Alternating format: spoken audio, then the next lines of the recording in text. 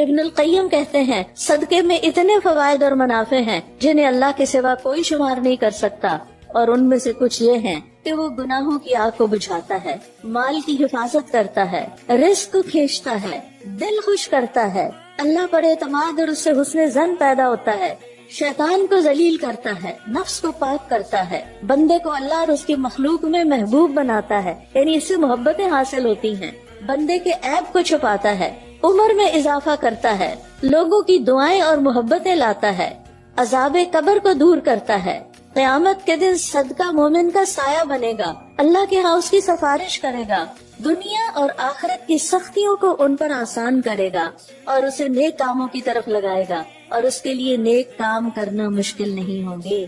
اتنے بے شمار فائدے ہیں صدقہ کرنے کے، اور یہ ساری چیزیں ہم چاہتے ہیں، لیکن صدقہ کرنے سے گھبراتے ہیں، کسی کو کچھ دینے سے گھبراتے ہیں، اور خاص طور پر اللہ کے دین کے لیے خرچ کرنے میں ہمیں مشکل پیش آتی ہے۔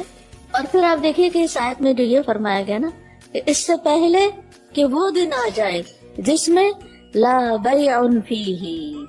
جس میں کوئی تجارت کام نہیں آئے گی۔